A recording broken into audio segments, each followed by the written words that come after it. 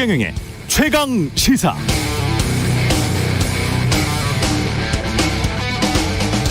네, 전체 인구 대비 백신 2차 접종률이 70%를 넘겼습니다. 접종 시작하고부터는 세계에서 가장 빠른 속도에 속하죠. 우리보다 2개월여 앞서서 세계 최초로 백신 접종을 시작한 나라 영국도 아직 70%에 못 미쳤고, 미국은 2차 접종률이 60%도 안 됩니다.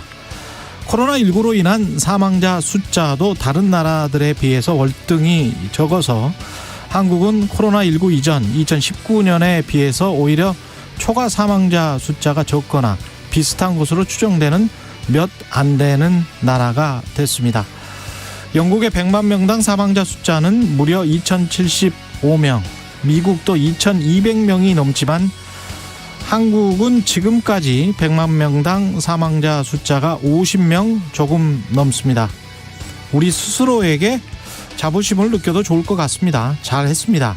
이제는 우리 모두의 생존을 위해서 자신들의 생업을 희생한 사람들을 챙겨야 할 때입니다. 가을이 가기 전에 동네 주변 골목길도 좀 산책해 보시고, 먹고 사고 돈 쓸 게 좀 있다면 가급적 길거리에서, 시장에서, 동네 가게에서 골라보시는 것도 좋을 것 같습니다. 코로나19가 전 세계인들에게 가르쳐준 교훈은 하나입니다. 내가 전염병에 전염되면 당신도 위험하다. 내 생존이 위험하면 당신의 생존도 위험해진다 였습니다.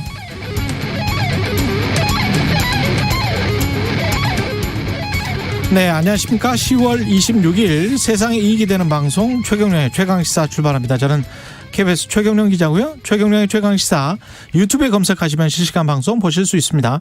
문자 참여는 짧은 문자 50원, 긴 문자 100원이 드는 샵9730, 무료인 콩 어플 또는 유튜브에 의견 보내주시기 바랍니다. 오늘 1부에서는 문재인 대통령 임기 마지막 시정연설 관련해서 박수현 청와대 국민소통수석 만나보고요. 2부에서는 더불어민주당 조웅천 의원 만납니다.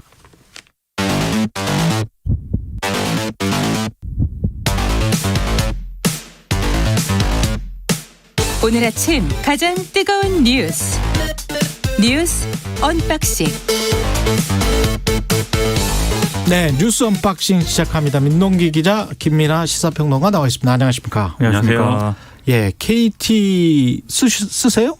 어제 저는 세상으로부터 40분간 단절했습니다. 40분간 단절. 저는 어제 이재명 지사 사퇴 기자회견을 이제 인터넷으로 보고 있었는데 갑자기 화면이 나오지 않더라고요. 그래서 이러면 LTE를 활용해가지고 핸드폰으로 봐야겠다. 이렇게 하고 핸드폰을 딱 보려고 했는데 이거 작동이 안 되더라고요. 다 KT를 쓰시는구나. 심지어 저는 KT에서 이런 장애가 발생을 하면은 100번을 걸면은요. 이제 뭐 AS라든가 이런 걸 받을 수가 있거든요. 100번도 안 걸렸습니다. 그리고 통화량이 많다 이렇게 나와서 그래서 저는 직감을 했습니다. 이거는 신문 기사가 나온다. 이것은 이 사태는 보도가 나올 수밖에 없다. 근데 처음에는 무슨 디도스 공격인 것 같다고 했다가 나중에는 네트워크 장애? 그렇습니다. 그렇습니다. 네트워크에서 경로 설정 오류라고 이제. 경로 설정 오류다. 근데 KT가 처음에 보도 자료를 디도스 공격이라고 냈거든요. 예, 한번 냈어요. 네, 그래서 그 보도 자료를 바탕으로 일부 언론들이 디도스 공격이라고 이제 보도를 했다가 썼죠. 예, 나중에 이제 그 KT가 또 정정을 또 했어요. 정정 보도 자료를 내면서 그게 아니다 이렇게 이제 발표를 한 거죠. 그러니까 디도스 공격 때문에 예를 들면 어떤 웹사이트가 마비된다거나 뭐 이런 상황은 우리가 흔히 겪는 거여서 그거는 이제 쉽게 이해할 수가 있겠는데 이 KT 통신망 장애라는 거는 전국적으로 벌어졌거든요. 그렇죠. 그렇게 전국적으로 이렇게 모든 인터넷과 이런 게 안 되도록 할 수 있는 그런 정도의 디도스 공격을 할 수 있는 세력은 누구냐. 그건 엄청난 겁니다. 그거는 그렇죠. 사이버 전쟁이 사이버 세계대전이 일어난 거죠. 그래서 그 디도스 공격이다라고 이미 했을 때 전문가들이 좀 의심을 했었고요. 말씀하신 이제 네트워크 경로 설정의 오류라는 건 이른바 라우팅 오류 지금 다 이제 보도가 나와서 아실 텐데 결국 라우팅 오류라고 하면은 그게 뭐든 간에 일종의 인재이다라고 볼 수 있는 뭐 대부분 이런 사고는 다 인재지만요.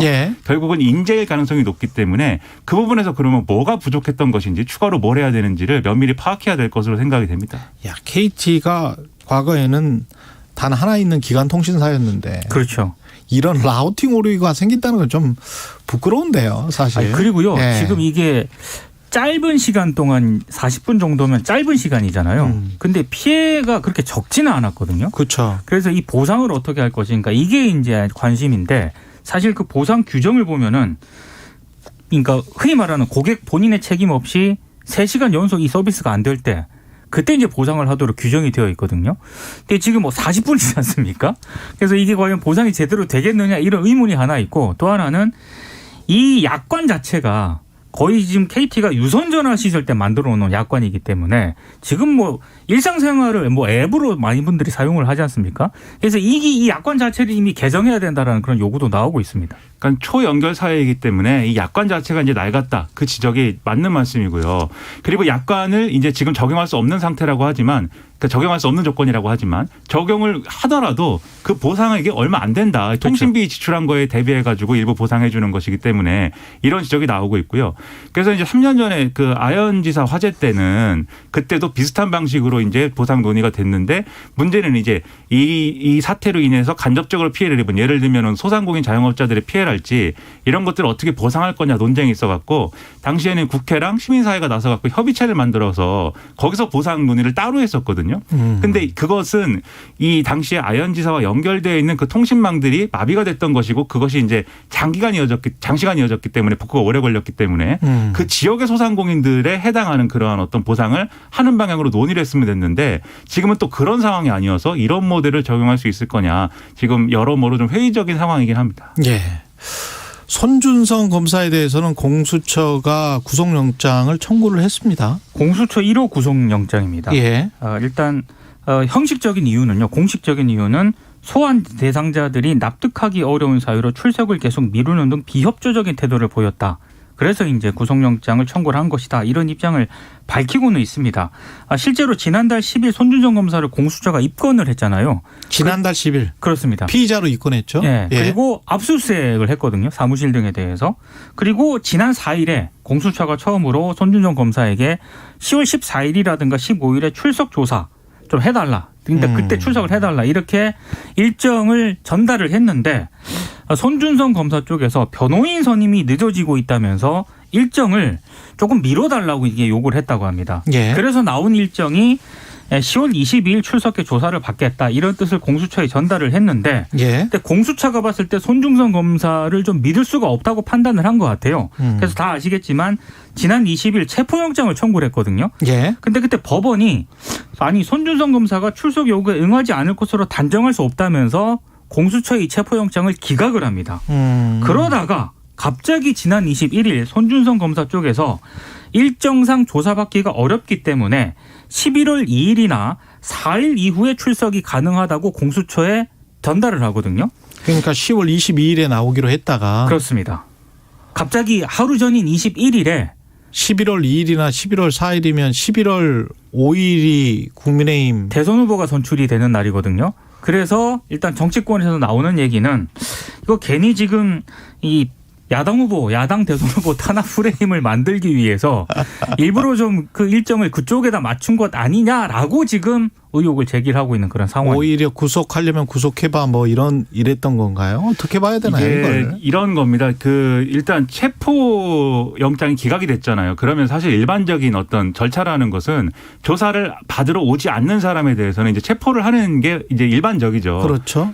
이 기각이 됐더라도 우리가 이 법원에서 이 체포 영장을 기각할 때는 그 사람이 꼭 출석을 뭐 안 한다는 건 아닐 거야. 출석할 수도 있어. 뭐 이런 전제로 기각을 하는 건데. 예. 그럼 이제 영장을 재청구를 하겠죠. 체포영장을 안 왔습니다. 그렇기 때문에 체포해야 됩니다. 이렇게 재청구하는 건데 지금 말씀하신 대로 공수처도 그렇고 예 그리고 많은 사람들도 그렇고 이게 손준성 검사뿐만이 아니라 김웅 의원의 처신이라든가 이런 것들도 마찬가지거든요. 예. 11월 5일 이후에 이제 이러한 실질적인 수사가 진행되는 것으로 이제 일정을 상정을 하고 지금 대응하고 있는 거 아니냐라는 의심이 팽배해 있는 상황입니다. 왜냐하면 국민의힘 경선이 진행되는 과정에 이 고발사주 의혹이나 이런 것들이 상당한 정도로 윤석열 전 총장에게 어떤 좀 영향을 주면 이게 그래도 경선에서의 손해다. 문제다 이렇게 이어질 수 있고 여러 가지로 다른 이제 대체제가 있잖아요. 국민의힘 내에 예. 그런 것들이 작용할 것인데 윤석열 후보로 확정이 만약에 됐다. 이게 이 5일날 이후에 예. 그런 상황에서는 공수처가 야당의 확정된 대선 후보를 대상으로 해서 그것에 어떤 여러 가지 정치적 논란을 불러일으킬 수 있는 수사를 강하게 밀어붙일 수 있겠느냐라는 방어 논리라든가 이런 것들이 막 성립을 하게 될 것이다라고 기대하는 거 아니냐. 이런 이제 흐름들이 있는 거거든요. 그건 법적 논리는 아니잖아요. 그렇죠. 그래서 법적 논리가 아니고 정치적인 논리로 지금 수사를 회피하는 거 아니냐라고 공수처가 봤기 때문에 그러면 이제 체포영장 재청구하는 거 의미 없고 차라리 그러면 구속영장을 청구를 해버려서 예. 그래서 구속 여부를 두고 한번 다퉈보자라고 지금 승부수를 던졌다라고 보이는데 이게 양날의 검일 것 같습니다. 첫째로는 결국 이제 이게 나름의 승부수를 던진 것이고 이게 체포영장을 판단하는 것보다 구속영장 이 발부 여부를 판단하는 게 훨씬 더 어려운 일일 거거든요. 법원 입장에서는. 그렇기 때문에 입증 자료나 이런 것들이 충분히 준비가 돼야 되는데 뒤집어 얘기하면 공수처가 그만큼 상당한 입증 자료를 다 이제 가지고 있고 구속시킬 수 있다라는 자신감을 갖고 있다라는 부분으로 해석이 가능한 부분도 있고 그게 아니라고 한다면 어떤 예정된 실패로 가는 그러한 상황일 수도 있습니다. 그래서 손준성 검사도 그렇고 그리고 이 사건에 연루된 윤석열 전 총장 연루됐을 것으로 이제 의심이 되는 윤석열 전 총장 측도 이것은 공수처가 야당의 어떤 경선 일정을 고려해가지고 정치 개입을 하고 있다. 이것은 심지어는 영장 사주이다라고 주장을 하고 있습니다. 근데 공수처 1호 구속영장 청구거든요. 예. 이게 만약에 기각이 된다 그러면 공수처가 굉장히 난처한 상황에 처할 수 있기 때문에 공수처도 수사를 제대로 했는지도 모르겠고 40일이 넘도록 체포영장도 기각되고 나오지도 않고 이럴 수 있는 사람이 국회의원 빼고 국회의원은 삼권 분립이 됐다고 해서 회기 중에는 우리 불체포 특권도 있고 그렇잖아요. 법적으로 보장이 돼 있는데 이 사람들은 공무원 아닙니까? 검사들이 공무원인데 그렇죠. 가령 국세청의 공무원이 피의자로 입건돼서 40일이 넘도록 나가지도 않고 말도 안 하고 나는 모른다고 하고 디지털 포렌식은 다 나왔는데 이럴 수 있는 네. 직종이 있나요? 한국에? 기자들도 명예훼손 당하면은 예. 그 검찰하고 출석 일정 조율을 하거든요. 그렇죠. 제값 갑니다. 아니 이거는 참고인 조사도 가령 검찰이 공수처가 아니고 검찰이든 뭐 수사기관이 참고인 조사를 한다고 해도 그거 조율하기도 힘들어요. 그럼요. 근데 이게 피의자로 입건된 사안이거든요. 그렇죠. 손준성 검사는 계속 뭔가 주장은 하고 있어요. 예. 변호사 선임을 하려고 했지만 사안이 워낙 이런 정치적 사안이 돼서 아무도 변호사가 선임이 안 된다. 간신히 선임을 했지만 아직 시간이 필요하다 이렇게 얘기하고 있는데 만약에 제가 이제 어떤 의심받는 사람이고 이 검사님에게 그렇게 설명을 했다. 조사에 응하지 않는 이유를 손준성 검사에게 만약에 그렇게 수사받고 있는데 그렇게 설명을 했다. 저는 이미 체포되고 구속됐을 겁니다. 네. 이게 정치 논리로만 계속 생각을 하면서 둘 다 서로 간의 정치 논리로 생각하는 것 같은데 이게 법 앞에 평등한가라고 국민들이 물어보면 이게 공무원이잖아요. 아, 그럼요. 아니 검찰 공무원이 국회의원은 그렇다고 쳐요. 정말 법에 그렇게 돼 있으니까 회기 내고 그걸 계속 끌어서 정치적으로 탄압받았던 그런 것도 있고 근데 이건 아니지 않습니까? 그렇죠. 그리고 좀 예. 대승적으로 이 의혹은 빨리 정리하는 게 모두에게 어쨌든 이익이잖아요. 대선 직전까지 가가지고 이걸 가지고 뭐 옥신각신할 이유가 없기 때문에. 그리고 이걸 가지고 또 이걸 또 묻어버린다고?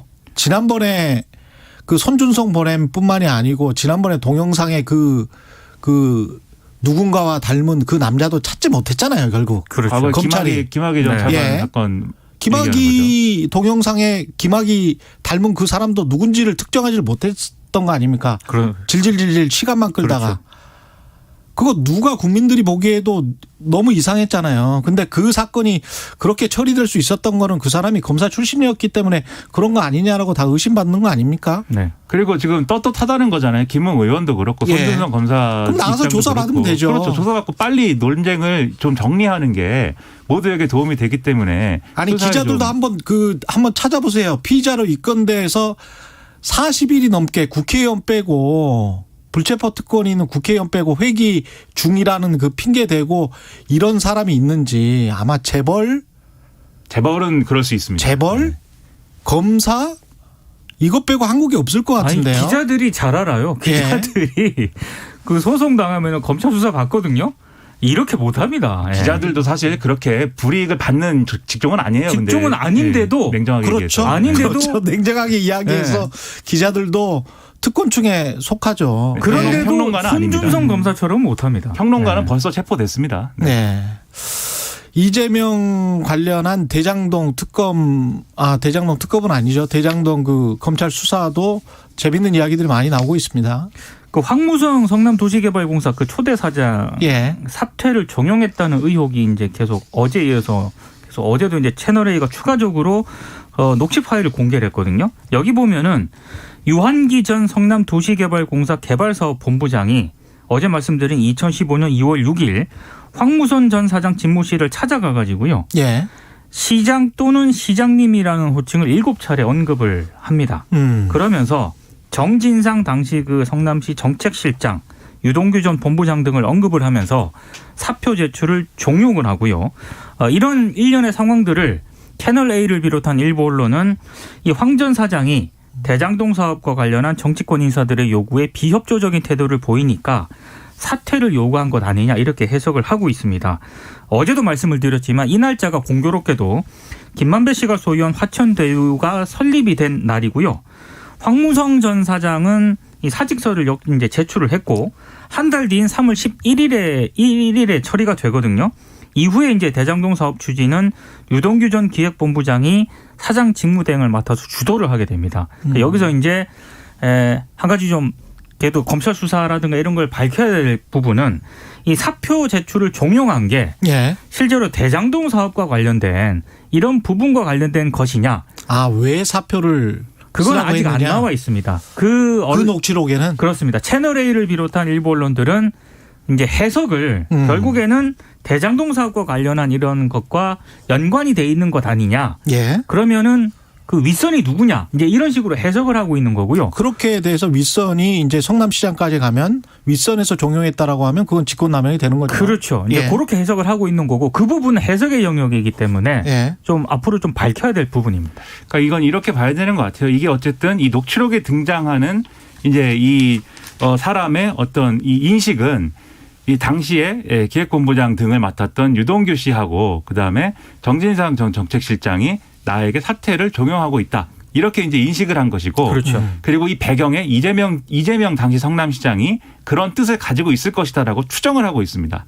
그래서 요게 이제 녹취록에 드러난 배경인데 일단 이분이 이제 그만둔 과정이라는 것은 결국 인사권이라는 건 이재명 시장에게 있었던 것이기 때문에 결국 만약에 이게 유동규 씨나 뭐 이런 사람들이 나에게 사퇴 압력을 해가지고 내가 이 압력을 견디지 못해서 그만뒀다. 라는 얘기가 되려면은 그게 그러면 그 사실 상식적으로는 잘 납득이 안 되죠. 왜냐하면 그런 일을 당하면 당연히 인사권자한테 탄핵 뭔가 이제 이 항의를 하거나 그렇죠. 호소를 하거나 뭐 물어보거나 할 거 아닙니까? 나를 탄핵하는 거냐 이렇게 물어볼 거 아닙니까? 근데 거기에 대해서 이재명 시장이 당시에 뭔가 어쨌든 뜻을 확고히 했구나라고 인식을 했기 때문에 결국 그만두는 데까지 간 거거든요. 그래서 이 대목을 밝힐 필요는 있는데 이재명 지사는 아니라고 하고 있어요. 일단 어제도 이제 기자회견에서 이재명 지사는 뭐라고 하는 거지? 그러니까 기자들이 물었어요. 이재명 지사의 정확한 워딩은 전혀 사실이 아닌 것 같다. 이렇게 얘기를 합니다. 사실이 아닌 것 같다. 그러니까 본인은 이분이 그만둘 때 이분이 민간에서 이제 온 분이라 공적인 어떤 업무하고는 맞지 않는가 보다. 참 아쉬운 일이다. 이렇게 생각했다는 거예요. 근데 그게 상식적인 차원에서는 잘 납득이 안 되는 측면이 분명히 있기 때문에 저는 이 부분이 이제 해명이 돼야 된다고 보는데 그런데 지금 말씀하신 대로 그러면 이분이 그만두게 된 배경이 이 대장동 개발하고 반드시 이제 어떤 관계가 있는 거냐. 이거는 보수 언론과 지금 국민의힘 등이 여러 가지 정황을 들어서 주장을 하고 있습니다. 가령 유동규 씨와 그 전에 직전에 무슨 해외 출장을 이재명 시장이 당시에 같이 갔다든지 그런 기사 나왔었죠. 그렇습니다. 근데 그렇죠. 가서 이제 그러면 대장동 개발을 논의한 건지는 그거는 모르는 일이죠. 그냥 갔다 온 다음에 아니 이런 가서 일이 논의를 했다고 하더라도 그게 지금 혐의가 주어지고 있는 직권남용이랄지 배임이랄지 이것과 또 밀접한 연관이 있는지는 또 따져봐야 되는 거고요. 그렇죠. 그게 몇 겹에 넘어가야 될 어떤 장애물들이 있습니다. 거기까지 가려면. 그래서 그런 것들은 규명돼야 될 대목인데 어쨌든 이분이 왜 그만뒀느냐에 대해서는 지금 해명이 좀 더 명확하게 나올 필요는 있어 보여요. 알겠습니다. 조금 좀 정리가 됐습니다. 네, 뉴스 언박싱 민동기 기자 김민아 평론가였습니다. 고맙습니다. 고맙습니다. KBS 1라디오 최경영의 최강시사 듣고 계신 지금 시각은 7시 40분으로 향하고 있습니다. 오늘도 아침 한기가 유난합니다. 경기도 양주와 광주, 임실, 창원의 대곡 지역은 앞을 내다볼 수 있는 거리가 채 100m가 되질 않는 상황입니다.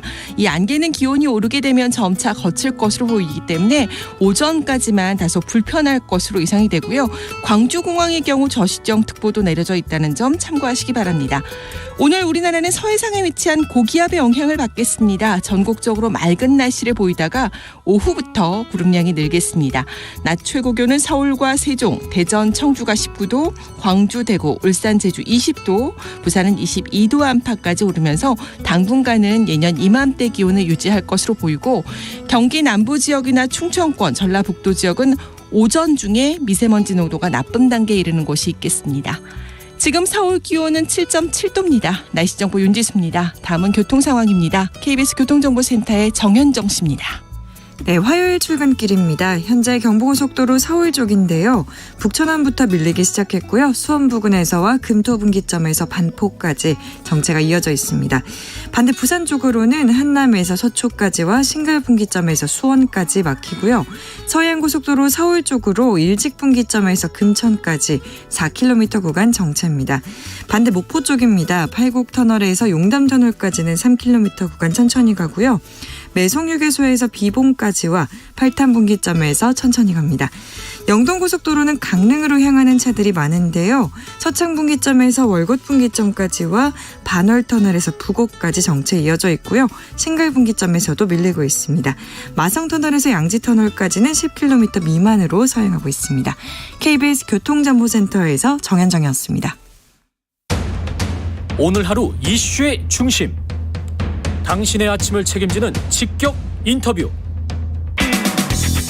여러분은 지금 KBS 1라디오 최경영의 최강시사와 함께하고 계십니다.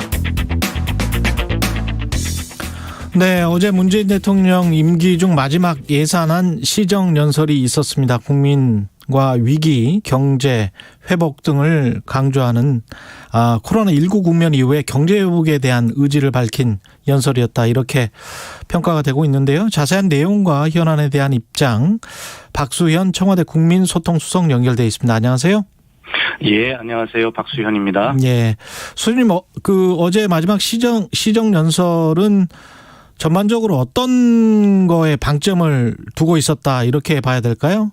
대통령이? 아마 지금 앵커께서도 말씀하셨습니다만 우선 2017년에 문재인 정부 출범 이후에 계속돼 왔던 우선 북핵 위기가 있었고 그다음에 일본의 갑작스러운 수출 규제로 인한 경제 위기가 있었고 그다음에 코로나 위기가 있었지 않습니까? 예. 이 위기들을 극복해온 그런 과정이었다라고 평가하시면서 그 과정에서 위대한 국민께서 함께해 주셨기 때문에 과제는 있지만 현재 잘 극복하고 있는 것이고 성과도 있었고 그러면서 여전히 과제도 남겨 있는데 예. 이런 문제에 대해서 함께 자신감과 자부심을 가지고 함께 그 과제를 해결해 나가자라고 하는 그러한 어떤 말씀들로 채워진 연설이었다고 저는 보고 있습니다. 예, 남아있는 과제 중에서 짧기는 하지만 부동산 문제는 여전히 최고의 민생 문제이면서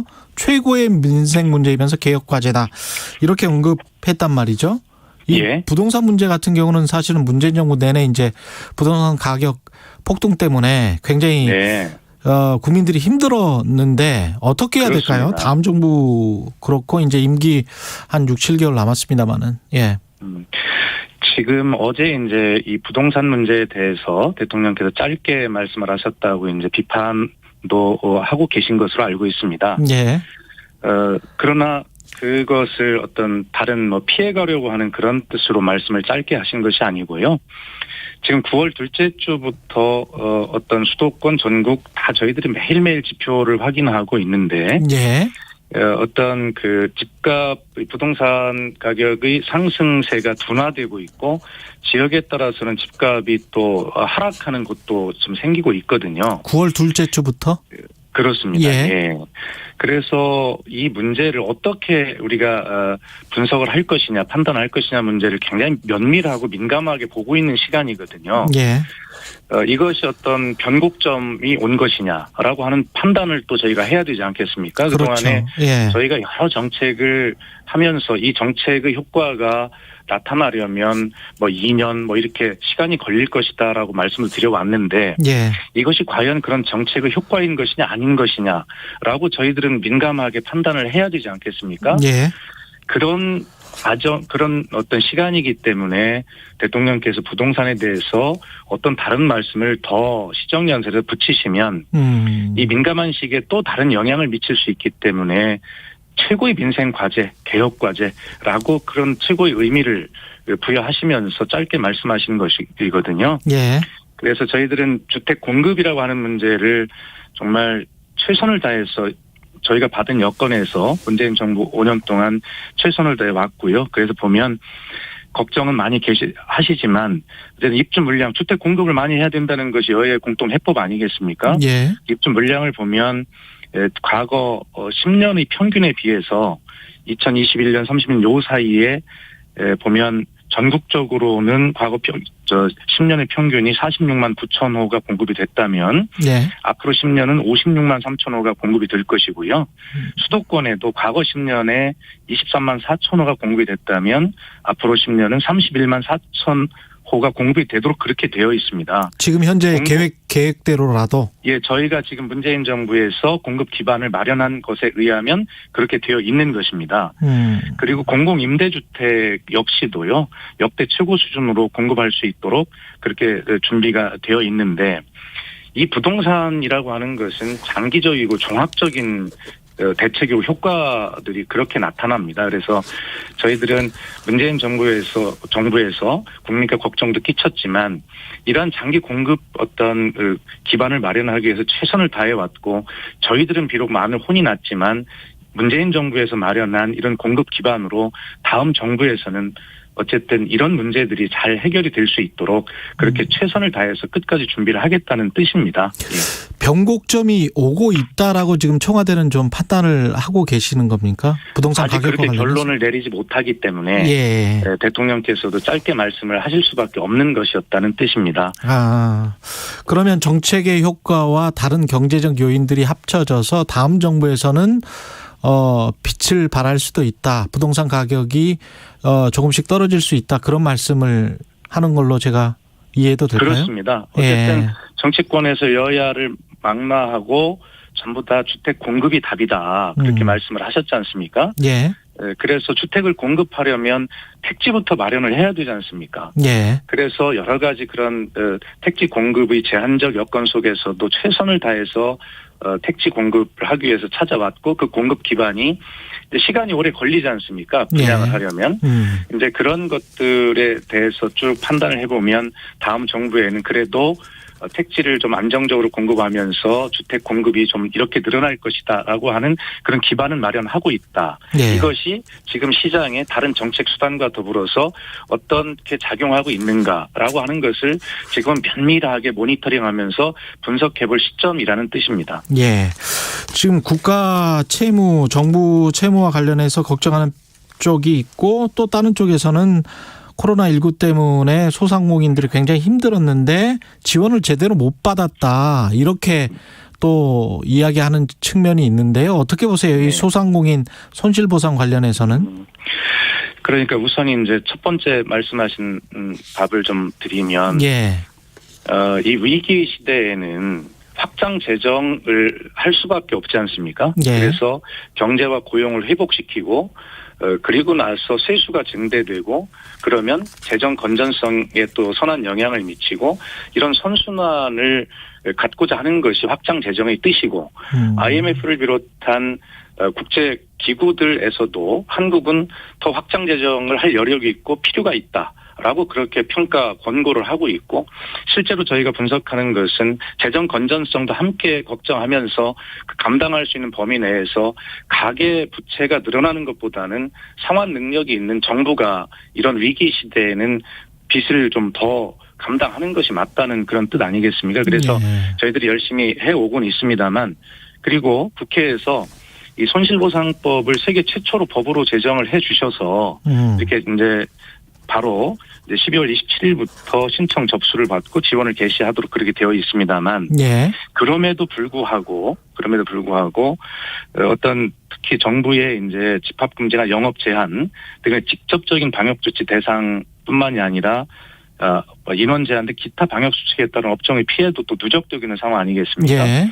그래서 저희는 우선은 정부의 방역 조치로 인한 피해 업종은 이 피해 규모에 비례하여 보상하는 이 소상공인 손실보상을 신속하고 차질 없이 말씀드린 대로 10월 27일부터 신청 접수하고 지원 개시를 하는 한편에 경영위기 등 이제 그런 손실보상 제외 업종이 있지 않겠습니까? 여기에 네. 대해서는 해당 업종별로 별도 지원 방안을 또 마련하고 있고요. 또 다만 간접 피해 업종도 있습니다. 이런 것들에 대해서 업종별로 담당 부처 중심으로 별도 지원 방안을 마련해서 추진할 것이다. 이렇게 말씀을 드리겠습니다. 그 한미 간에 남북미 또는 남북미 중 종전선언과 관련한 문안 협의가 이루어지고 있다는 보도가 나왔어요. 예, 그렇습니다. 저도 봤습니다. 이거는 사실인가요? 어쨌든 그 종전선언에 대해서는 미국 측과 긴밀하게 소통하면서 심도 있는 협의를 진행 중인 것은 사실이고요. 예, 그렇습니다. 다만 이 종전선언은 한국과 미국 양자가 할 수 있는 것이 아니지 않습니까? 예. 여기에 북한이 또 합의를 해야 되고, 그러나 큰 방향에서는 이미 종전선언에 대해서 남북미 이렇게 다 합의를 한 바가 있고, 중국도 거기에 대해서 어떤 긍정적인 의사를 표한 바가 있기 때문에 네. 이렇게 한미 간에 이렇게 한 걸음 한 걸음 나아가다 보면, 그리고 비핵화를 위한 북미 간의 어떤 협상 과정에서 또 좋은 어떤 카드가 제시되고 서로 합의할 수 있는 게 있다면 그런 것들이 또 이 종전선언에 긍정적인 영향을 미치도록 하는 그런 서로 연관이 돼 있는, 연동이 돼 있는 문제들 아니겠습니까? 예. 그렇기 때문에 우선 미국 측과 긴밀하게 소통하면서 그렇게 협의를 진행해 나가고, 또 북한 측과 미국 측의 어떤 그런 협상이나 이런 것들이 또 잘 진전돼 나간다면 서로 선순환이 되면서 좋은 결과에 이를 수 있다라는 소망을 저희는 가지고, 그러나 서두르지 않고 뚜벅뚜벅 그렇게 가고 있다, 이렇게 말씀드리겠습니다. 지난번에 저랑 통화하실 때는 다음 정부에서 이 종전선언을 해도 된다, 우리는 디딤돌을 계속 만들어 나가겠다, 뚜벅뚜벅 하겠다, 이 말씀을 하셨단 말이죠. 근데 지금 판단으로, 예, 지금 판단으로 봤을 때는 어떠세요? 이번 정부 내에 이게 종전선언이 가능한 수순으로 지금 가고 있는 겁니까? 타임테이블상? 제가 기자 언론인들의 질문에 늘 답을 할 때 징검다리론을 말씀을 드리는데요. 예. 이 강을 건너서 한반도 평화라고 하는 저 강 너머에 우리가 도달해야 되지 않습니까? 예. 근데 강을 건너가려면 튼튼한 징검다리들을 놔야 되겠죠. 이제 그 통신연락선의 복원이라고 하는 첫 번째 징검다리가 놓아졌을 뿐입니다. 그런데 이 징검다리마저도 또 흔들리고 또 떠내려간 적이 있지 않습니까? 예. 그러나 다시 우리는 인내를 가지고 임하면서 다시 통신 연락선이 이제 복원이 돼서 이제는 아무리 큰 물이 와도 흔들리지 않는 그런 징검다리가 하나가 놓였다고 생각을 하고요. 거기에 지금 앵커께서 질문하신 대로 통일부는 이미 통신선 복원에 따라서 그것을 통해서 남북 간의 화상회의 시스템을 좀 구축해보자라고 하는 제안을 이미 해놓은 바가 있기 때문에 예. 우선 우리가 할 수 있는 그 다음 징검다리, 큰 걸음 뛰려고 하지 않고 그렇게 하나씩 하다 보면 거기에 지금 말씀하시는 종전선언이라는 징검다리도 놓을 수가 있고, 뭐 남북 정상회담이라는 징검다리가 있을 수도 있고, 그렇게 하다 보면 한반도 평화라고 하는 강 저 너머에 도달할 수 있겠습니다만, 저희 정부에서 어디까지 하겠다라고 목표를 세우고 가는 길이 아닙니다. 다만 정말 진지하고 북한과 협의하고 합의하면서 어떤 상황이 와도 흔들리지 않는 징검다리 하나를 튼튼하게 놓는 것이 더 중요하다, 이런 생각을 가지고 임하고 있습니다. 예. 마지막으로 시간이 얼마 안 남아서요. 네. 오늘 이재명 민주당 대선 후보와 회동을 갔습니다. 대통령께서. 네. 구체적인 의제 어떤 말씀들 나누실지 참 궁금합니다. 예. 예. 오늘 관심들이 많으신데요. 예. 우선은 이런 만남의 의제를 조율해서 말씀 나눌 것 같지는 않다고 생각을 하고요. 아마 축하와 덕담 정도 외에 다른 말씀을 나눌 수 있겠습니까? 예를 들어서 어떤 말씀을 잘못하시게 되면 그것이 공직선거법 위반에 그렇죠. 해당될 수 있는 사례들을 과거에도 저희가 봤기 때문에 이번 만남에도 선거관리위원회에 그런 어떤 선거법 위반 여부를 명확하게 다시 유권 해석을 받고 또 그래 조심스럽게 하고 있는 것이고요. 예. 어쨌든 오늘 축하와 덕담이 중요할 여기까지 것이고 하겠습니다. 예, 그렇습니다. 예. 박수현 청와대 국민소통수석이었습니다. 고맙습니다. 감사합니다. 어느 날 A기업 김대리에게 도착한 지인 사칭 이메일. 열어보는 순간 당신의 모든 자료가 암호화되었습니다. 바로 랜섬웨어. 비대면 시대, 급증하는 사이버 범죄로부터 기업을 지킬 방법은 없을까요? 대한민국이 지켜드리겠습니다. 중소기업 정보보호 컨설팅부터 보안제품 지원까지 비용 부담은 내리고 정보보호는 더 든든하게 중소기업 정보보호 서비스를 신청하세요. 검색창에 지역정보보호센터. 이 캠페인은 과학기술정보통신부 한국인터넷진흥원 지역정보보호센터가 함께합니다. 큰 200톤이라는 게 60톤을 갖다 누르니까 그 배가 그냥 깔아앉은 거죠. 2021 KBS 연중기획 기억을 기록하다. 1980년 1월 23일 거진 앞바다에서 200톤급이 60톤급을 배를 타넘어온 겁니다. 저희 형님이 조병섭이라고 이제 경찰 했는데 경찰이 8명이고요. 군 업무를 해간 군인이 9명 이래가고 17명입니다. 그때 당시에는 전두환 군권전들이 이제 들어온 지 얼마 안 되잖아요. 그래서 저희들이 유가족들이 어떻게 할 수 있는 힘이 없었습니다. 본인들은 날씨가 흐리고 파도 치고 이랬다 그랬는데 저희들이 이제 그때 기상 조건을 적어 조사해 보다 보니까 그런 일이 없었습니다. 그때 당시에 수색은 하긴 했습니다. 수색을 하고 이렇게 했는데도 우리나라 기술로서는 인양을 할 수 없다고 하니까 이러니까 저희들이 그냥 수응을 강제적으로 했지만은 언론 통제를 하다 보니까 국민들한테 알리거나 이런 수는 없었습니다. 1980년 1월 23일 새벽 야간 경계 근무 중 다른 경비함과 충돌 사고로 침몰한 해경 경비정 7위정을 기억합니다. 12.12 사태 이후 전국이 혼란에 빠져있던 그 시기에 17명의 승조원이 탑승한 경비정은 차가운 바닷속으로 사라졌고 진상규명도 유해 발굴도 이루어지지 않았습니다. 당시 19살이었던 동생 조병주 씨는 60을 넘긴 오늘도 형 조병섭님을 기다리고 있습니다. 당신과 대한민국의 기억 KBS가 기록합니다.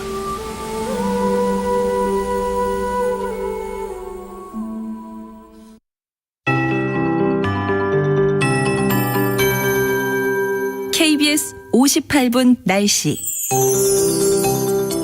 지금 기상청에서 발효 중인 기상특보는 없습니다. 다만 짙은 안개 탓에 광주공항은 저시정특보가 내려져 있는데요. 9시까지 이어질 것으로 보입니다. 이렇듯 오늘도 하늘은 맑은 편이지만 땅 위로 안개가 자리하면서 앞을 내다볼 수 있는 거리가 상당히 좁혀진 곳이 많습니다. 안개는 기온이 오르면 점차 거칠 것으로 예상이 됩니다. 오전까지는 내륙 지역을 중심으로 짙은 안개 구간이 예상되기 때문에 이동하실 때 각별히 주의하시는 것이 좋겠습니다. 그리고 오늘 미세먼지 상황은 전국적으로 보통이거나 좋은 단계가 예상되지만 경기 남부와 충청권, 전라북도 지역은 오전에 일시적으로 나쁨 단계에 이르면서 안개와 섞이는 곳이 있다는 점 참고하시면 좋겠습니다. 화요일인 오늘 우리나라는 서해상에 위치한 고기압의 영향을 받겠습니다. 전국의 하늘이 맑은 편입니다. 오후부터는 구름량이 다소 늘겠고 수요일인 내일은 일시적으로 기압골의 영향을 받겠는데요. 중부지방이 그 영향권에 들기 때문에 내일 새벽에 수도권, 강원 영서 지역, 충청 북부 지역은 5mm 미만으로 비가 조금 내리겠습니다. 오늘 낮 최고 기온은 17도에서 22도 사이가 되겠고 서울과 세종, 대전은 19도, 광주, 대구, 제주 지역 20도, 부산은 22도가 되겠습니다. 지금 서울 기온은 7.8도, 습도는 90%입니다. 윤지수입니다.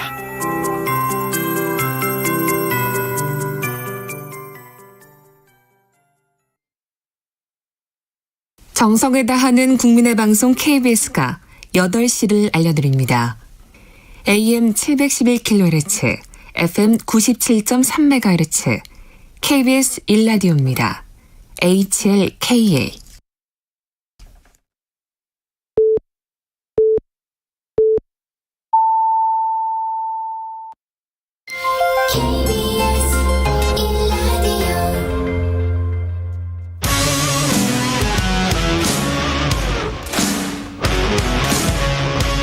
오늘 하루 이슈의 중심 최경영의 최강 시사.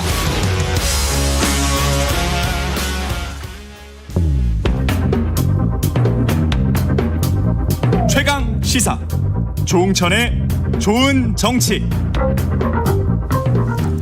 네, 조응천의 좋은 정치, 정치의 뜨거운 현안에 대해서 더불어민주당 조응천 의원과 함께 살펴보겠습니다. 안녕하십니까? 예, 안녕하세요. 오랜만입니다. 의원님은 또 검사 출신이어서 예. 사실은 지금 정치 현안에 법률적인 게 너무 많이 걸려 있어서요. 글쎄 참 안타까운 일입니다. 예, 안타깝습니다. 근데 그 손준성 오늘 어제 사전 구속 영장이 청구된 이 소식부터 좀 여쭤봐야 될 것 같은데, 이게 공수처는 사전 구속 영장 청구하면서 자신이 있었을까요? 어떻게 보세요? 공수처가 11월 5일 국민의힘 경선 전까지는 사건을 마무리 짓겠다고 그동안에 계속 얘기를 해왔죠. 예. 그래서 그 전에 사건을 처리를 하려고 계속 아마 출석 요구를 하고 노력을 했던 걸로 알고 있습니다. 근데 아마 손준성 검사 쪽에서 나가겠다 해놓고 펑크를 내고 그렇게 했던 걸로 알고 있고요. 그렇죠. 지금 입건된 지 40일이 지났거든요. 네네. 예. 그런 사이에 녹취록이 부분 좀 나가다가 예. 또 거의 풀텍스트가 또 다 나가고. 김웅과 조성은 씨 간의 녹취록. 예. 네. 그 상당히 수사 기밀이 또 흘러나가는 그런 상황이고요. 그러니까 자칫 11월 5일을 넘기면 대선 전국에 또 개입한다 이런 오해를 또 살 수도 있고 하니까 좀 다급한 상황이었겠죠. 근데 자신들이 보기에는 이거는 분명히 범죄 구성 요건에 해당된다. 그리고 중하다라고 생각이 되는데 출석은 하지 않고 시일은 다가오고 자신들이 설정한 그런 시일은 다가오고 해서 더 이상 방도가 없었다.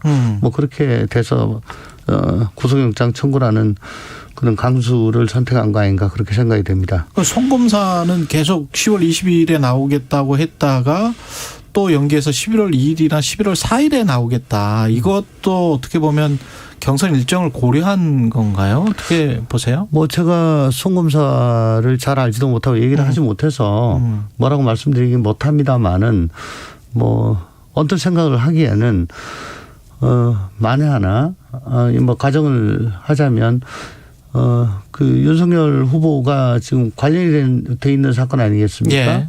윤석열 후보가 국민의힘의 대선 후보로 선출이 된다고 가정을 했을 때 11월 5일 날 가정을 했을 때 대선 후보 제1야당의 대선 후보가 관련된 사건입니다. 그 사건에 대해서 역시 마찬가지로 공수처가 그러면 제대로 수사를 할 수 있을 것인가 라고 하는 의구심이 또 들 수밖에 없겠죠. 그러면 손준성 검사의 입장으로서는 자기는 간접적으로 보호를 받을 수 있다는 그런 혜택을 보게 되네요. 할 수가 있을 겁니다. 그래서 자꾸 늦추고 11월 2일, 4일이라고 하는 것이 그때는 출석을 해봐야 처리가 잘 안 될 것이고요. 또 11월 2일, 4일 얘기를 하고 과연 그때 나갈 것인가. 또 연기할 수도 있고. 또 연기할 수 있고. 그러면 11월 5일 이후에 출석을 하겠다라고 할 수도 있는 것이고요. 그러면 결국은 사건 출석 자체가 굉장히 뒤로 미뤄질 수가 있고 그러면 사건이 뭐 완전히 미뤄질 수 있는 그런 상황으로 될 수가 있는 거죠. 김 의원 같은 경우는 국회의원이니까 네. 회기 때문에 계속 연기를 하는 거는 이제 합법적인 것이고 그러면 계속 이렇게 시간을 끌 수 있나요? 김 의원 같은 경우는 이번 주에 소환할 예정이라고 했었는데. 뭐 회기 중에는 네. 뭐 조사를 하려면은 뭐 본회의 의결이 필요하긴 그렇죠. 한데 네.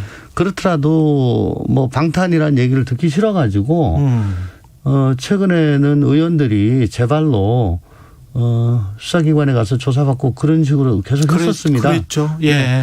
다만 지난주까지 모든 상임위가 국정감사 기간 중이었습니다. 예. 국정감사라는 것은 뭐 학교로 치면은 뭐 기말고사 혹은 뭐 중간고사 기간이잖아요. 예. 그러니까 그 기간 동안은 사실 뭐 정신이 없습니다. 그렇죠. 예. 예. 그거는 뭐 좀 이해를 해줘야죠. 국정감사 기간은. 예. 다만 이제 상임위의 국정감사 기간이 끝났는데 모르겠습니다. 김 의원이 뭐 겸임 상임위 예를 들어 뭐 저 정보위나 운영위 여가위 뭐 이런 겸임 상임위는 아직도 이제 국감이 진행 중인데 예 거기에 소속되는지 모르겠으나 국감이 끝나면은 사실은 이제 뭐 회기 중이다라고 하면서 불출석하는 거는 조금 최근에 우리 의원들의 그런 태도하고는 조금 안 맞는 것 같기는 하죠. 명분이 약해지지 않는다. 네. 약해지지 않는가 그런 말씀이셨고 이재명 지사와 이재명 후보와 관련된 대장동 의혹 관련해서는 초기에는 이제 초과이익 환수와 관련해서 배임이 아닌가 그런 쪽 국감에서 특히 이제 그런 이야기를 많이 했었죠. 최근까지 계속 최근까지도 그랬었죠. 네. 그랬다가 어제 이제 황무성 사장이 떠나는 상황에서 어떤 유동규 또는 그 이상의 어떤 사람들이 개입한 것이 아닌가. 그래서 사퇴를 종용했다면 직권남용이 아닌가. 이런 이제 야당의 주장 그리고 언론의 보도가 있었는데 이 부분은 어떻게 보세요? 제가 뭐 그 부분을 자세히 방송을 직접 자세히 보지 않아 가지고 간접적으로 이제 뉴스만 통해서 간접적으로 보긴 했습니다. 초과이익 환수 부분을 먼저 말씀을 드리면 사실은 저는 법률가 출신으로서 먼저 이제 고정이익을 딱 정해놓고 그때 당시에 부동산 경기로 봐서는 7대3 정도로 그 성남시가 먼저 고정이익을 취득하기로 그렇게 틀을 짰던 거거든요. 거기서 초과이익을 환수하지 않았다. 그런 특약을 넣지 않았다. 이게 배임이다. 이건 애시당초 말이 되지 않는다는 걸 국감 기간 내내 저희들은 얘기를 했었고 또 제가 아무리 생각해도 이거는 배임이 될 수가 없는 거였어요. 법률가로 생각해도. 그래서 처음부터 의구스러웠던 것이 검찰이 유동규 구속영장에 배임 혐의가 포함되게 그렇게 구속영장을 쳤다는데 이거 뭐지? 이거는 안 되는 건데? 그래서 내가 모르는 다른 배임이 있나 보다 라고 했는데 결국은 그 배임이 없어지고 없다는 거예요. 그럼 이거 기소 안 되는데? 근데 결국은 그게 빠졌잖아요. 빠지고 이제 뇌물 수수만 했죠. 뇌물은 뭐 주고받은 거니까 그건 뭐 우리가 알 수가 없는 거니까요. 근데 배임은 그 자체로 이거는 범죄를 구성하지 않을 건데 이걸 어떻게 구속영장을 했지? 참 희한하네 했는데 역시 빠졌어요. 근데 그걸 가지고 계속 국감 기간 내내 어쨌든 야당은 그걸 가지고 주장을 하고 우리 이재명 후보를 추궁을 하고 그렇게 했었습니다. 국감 기간 동안 그게 굉장히 이슈가 돼 있었죠. 그런데 나름 잘 방어를 했었는데 별로 보도는 되지 않고 최근까지도 초과이익 환수 조항 그게 제일 뜨거운 걸로 저는 알고 있었는데 갑자기 황 사장 그 팔비틀어 가지고 내보냈다 지금 그런 거잖아요. 그렇죠. 예. 글쎄 그건 뭐 그렇게까지 신경을 안 쓰고 있던 부분인데 모르겠습니다. 그거는 경영상의 판단에 의해 가지고 뭐 더 저분하고 같이 갈 수 없다. 뭐 가기에 좀 곤란하다. 이런 판단이 있으면은 그거는 뭐 좀 나가 주십시오라고 할 수도 있는 건 아닌가 그런 생각이 드는데 그거는 이제 그때 당시에 상황이 어땠던가 뭐 봐야 되겠군요. 예, 좀 들여다봐야 될 부분이 좀 많은 것 같은데 변수가 대단히 많은 부분인 것 같습니다. 경영 실적이랄지 또 감사실에 뭐 어떤 일이 있었다 이런 이야기도 네네. 그건 뭐 어느 일방의 얘기만 예. 들어가지고 될 게 아니고요. 예, 관리자 이상으로 가면요. 예. 가면은 거치가 꽉 딱 임기에 정말 절대적으로 보장되는 게 아니거든요. 공무원만 하더라도 1급 예. 이상 공무원은 그냥 집으로 가라 그러면 그냥 집으로 가는 거거든요. 정부직 공무원이나 1급 이상도 그렇더라고요. 저도 네. 그 주변에 친척이 그런 분이 있어서 네, 1급 이상은 예. 집에 가라 그러면 그냥 집에 가는 겁니다. 거의 뭐 이사 같은 그런 거더만요. 그러니까 모든 조직의 최고위층은 항상 그 정보적인 책임까지도 지는 겁니다. 그래서 그런 면이 있기 때문에 이 양쪽의 주장 또 지금까지 드러나지 않았던 것들이 뭐가 있는지를 좀 더 세밀히 살펴봐야지만 이건 판단이 가능할 걸로 보여집니다. 근데 윤석열 후보도 그렇고 이재명 후보도 그렇고 이게 대선 전까지 이 분들의 법률적인 어떤 이슈가 정리가 다 될까요? 어떻게 보십니까? 정말 참 국민들로서는 화딱지나고 답답한 상황이죠. 그렇죠. 그렇게 검찰에 대해서 불신하고 저거 안 되겠다라고 양당이 틈만 나면은 자신들의 처한 입장에 따라 가지고 그렇게 평가절하를 하다가 막상 또 큰 판을 앞두고서는 검찰이 결정하게 되는. 다음 대선을 그 결정권을 또 수사기관한테 넘겨준다는 거. 그게 참 답답하고 안타까운 일이죠. 그렇지만은 이 검찰도 혹은 경찰도 이걸 최대한 빨리 신속하게 그리고 명쾌하게 결정하지 않으면은 그 조직들도 결국은 역효과가 이제 앞으로 계속 내내 남아가지고 또 다음 정권에서도 이번 정권에서 있었던 뭐 수사권 조정이라든가 뭐 사법개혁이라든가 이런 것들이 또 계속 남을 거예요. 아니, 최선을 다해가지고 빨리 끝내고 국민들이 제대로 판단하실 수 있도록 자기들의 역할을 최대한 빨리 명확하게 끝내는 게 필요하다고 봅니다. 그리고 우리 정치권도 이 분리를 떠나가지고 제발 수사기관 사법기관에 힘을 빌려서 어떻게 자기들에게 유리한 형국을 만들겠다 하는 생각을 좀 안 했으면 좋겠어요. 창피합니다. 제발. 그렇죠. 예. 그런 측면에서 어떻게 보십니까? 야당이 요구하는 특검은 만약에 명확하게 뭔가가 다 됐으면 좋겠는데 되지 않으면 어떻게 해야 되는 건가요? 고발 사주도 그렇고 이 대장동도 그렇고 이 고발 사주는 뭐 공수처의 몫이긴 합니다만은 제발 저 역지사지 좀 해 주시라라고 야당한테 말씀드리고 싶어요. 지금 대선이 넉 달 반 남았죠. 넉 달 반 남았습니다. 대선만 남기지 않았으면 특검 아니라 특검 할애비라도 해야 된다. 좋습니다. 오케이. 근데요. 지금 특검법 합의하고 특검법 만들고 특검팀 구성하고 사무실 구하고 하는데 2달 걸리고 특검 수사하는데 2달 넘게 걸리고. 2달이나 걸리는군요. 그 과정이. 그 2달 걸려요. 또 수사하느라고 2달 걸리고. 그러면 3월 9일 날 수사 결과 발표하면 다행이에요. 그러면 특검 대선 기간 내내 특검 뭐 수사한다 어쩐다 저쩐다 누구 소환했다 압수수색했다 누구 영장 친다. 이걸로 도배를 할 건데요. 역지사지 좀 해 주십시오. 이거 대선 치르려고 하는 겁니까? 이거 뭐 아니면 수사하면서 그냥 정권 그냥 달라고 하세요. 그렇잖아요. 왜 아니 페어하게 캠페인을 해야지.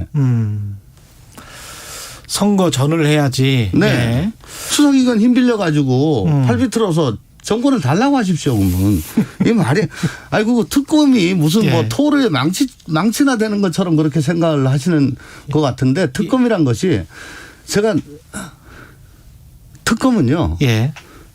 검찰이 한 뭐 군단쯤 된다면은 특검은 대대급입니다. 경력이. 결국 일하는 것은 파견 나온 검경에서 파견 나온 특별수사관 30명, 40명밖에 안 돼요. 어차피 그 사람들이 한다. 그리고 수사 범위도 딱 한정돼 있고 기간도 60일, 70일입니다. 그래서 수사력이 전력이 정규 검찰에 비해서 굉장히 약해요. 그래서 항상 보면은 검찰이 하고 났는데 이거 무의진하다, 저거 부족하다, 이거 좀 빠뜨린 거 아니냐 했을 때 낙곡 줍는 걸로 특검이 이때까지 해왔습니다. 네, 처음부터 전면적으로 들어가가지고 이걸 감당을 못해요. 그리고 현재로서는 보세요. 뭐 초과 이익 가지고 막 떠들다가 또 지금 방금 앵커께서 말씀하신 황 사장. 뭐 직권남용. 그러면 애초에 이게 특검 수사범위 없었습니다. 그렇죠. 그럼 수사를 못해요. 이거. 특검 수사범위 정해져 있는 거군요. 법률로. 그러고 보면 50억 클럽이랄지 이런 것들도 지금 별 이야기를 안 하잖아요. 그러니까 이게 가다가 계속 가지를 지금 치고 있는데 특검하고는 맞지가 않는 사건이에요. 그러니까 특검이란 것은 항상 정규 검찰이 수사를 하고 거기서 떨어진 낙곡들을 줍는 걸로 하는 거다. 이 민주당 이야기 좀 해보면 지금 이낙연 전 대표하고는 만났어요. 상임고문도 제안했다고 하고 이게 원팀으로 가는 어떤 교두보는 마련한 것 같은데 어떻게 보십니까? 원팀이 가능하겠습니까? 뭐 1, 2개월 지나면 어떻게 보세요? 그럼요. 이낙연 전 대표가 어제 이낙연 김종민 의원이 그랬나요? 뭐 지금 당대표하고 동격으로 상임선대위원장 맡는 것도 모양이 뭐 그렇게 뭐 썩 좋아 보이지는 않는다. 뭐 단순히 뒷받침 역할을 해주는 게 아니고 상임 고문이란 것이 막혀 있는 거 푸는 역할을 할 것이다. 그러니까 국무총리까지 여기만 그렇죠. 원로란 걸 또 감안을 우리가 좀 할 필요가 있고 그렇습니다. 제가 또 이건 후보한테 직접 들었던 얘기인데 지금 이낙연 전 대표뿐만 아니고 그쪽 캠프 인사들 또 그쪽 캠프뿐만 아니고 또 뭐 정세균 캠프라든가 뭐 추미애 캠프라든가 나머지 다른 캠프 쪽 인사들을 최대한 극진히 예우해서 잘 모시려고 전면에 배치하고 중용하려고 그렇게 지금 마음을 먹고 있더라고요. 그렇군요. 국민의힘도 경선 레이스가 막판인데 그 막판에 지금 윤석열 후보가 전두환 옹호 발언 논란, 개사과 사진 논란 뭐 여러 가지가 있습니다. 그러면서 어떤 여론조사에서는 지금 홍준표 후보가 앞선다. 당 내에서도 뭐 이런 여론조사도 있고 그런데요. 그럼에도 불구하고 계속 확장을 하려고 하거든요. 이제 차츰차츰 국민의힘도. 김종인 위원장도 뭐 11월 5일 이후에는 등판할 것 같고 어떻게 보십니까? 국민의힘은 윤석열 후보가 최종 후보가 될까요? TPO라는 게 있죠. TPO. Time, Place, Occasion. 옷 입을 때 하는 얘기입니다. 그렇죠. 그 시간, 장소, 경우에 따라 가지고 옷을 잘 맞춰 입어야 된다고. 그렇죠. 근데 그게 곧 옷에 한정된 얘기가 아니고 언행에도 전 해당된다고 봐요. 그렇습니다. 특히 국가 지도자가 되고자 하는 사람은 TPO를 잘 가려야 됩니다. 저작거리에서 막걸리 마시면서 하는 얘기를 공식 석상에서 정색해가지고 하면 안 돼요. 그 전두환 발언이 저는 그렇다고 생각합니다. 약간 좀 그렇게 저도 느꼈어요. 한두 번은 실수인데요. 그거 거듭되면 실력이에요. 그렇죠. 부정식품도 먹을 수 있다. 뭐 거듭되면 실력입니다. 그 실력이 없는 게 확실해지면 그 실격이에요. 그 실격 당하기 싫으면은 정말 진정성 있게 반성을 하고 사과를 해야 되거든요. 근데 그 사과가 건성으로 빌면서 뒤로는 막 비웃으면은 이건 배양이 무효입니다. 사실은. 그렇죠. 요번에 개사과 같은 거는 저는 굉장히 이거는 안 좋다고 봅니다. 이 흐름이 TPO에서 안 맞는 것부터 진정성이 없는 것까지. 그래 국민의힘도 막판에 뒤집힐 수 있다. 그렇지만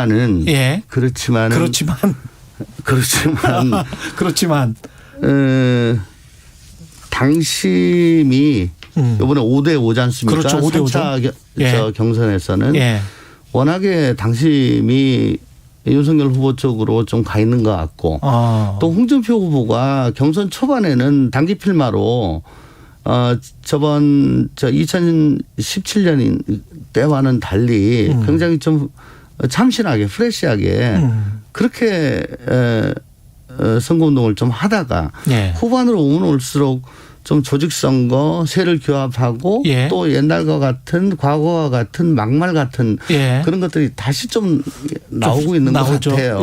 그러니까 다시 과거로 회귀하고 있는 것 같아요. 그래서 조금 정체되는 거 아닌가 혹은 밑으로 조금 빠지는 거 아닌가. 그런데 윤석열 후보는 그 실수가 벌써 감안돼 있어서 그 박스권으로 있는 것 같고 그러면 윤석열 후보는 그대로 있는데 플러스 당심이 더 반영이 되고 홍준표 후보는 조금 빠지는 것 같은데 불리한 쪽이 더 많이 반영이 되니까 윤석열 후보가 결국은 더 유리할 거 아닌가. 저는 뭐 개인적으로 그렇게 봅니다. 알겠습니다. 여기까지 하겠습니다. 오늘 말씀 감사하고요. 더불어민주당 조홍천 의원이었습니다. 고맙습니다. 감사합니다. 공정, 공익, 그리고 균형. 한 발짝 더 들어간다. 세상에 이익이 되는 방송. 최경영의 최강시사.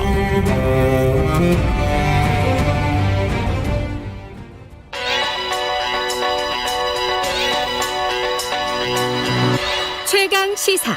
시네리의 눈. 네, 시네리의 눈 뉴스포터 시네리 에디터 나와 계십니다. 안녕하십니까? 네, 안녕하세요. 오늘은 트럼프 대통령이 네.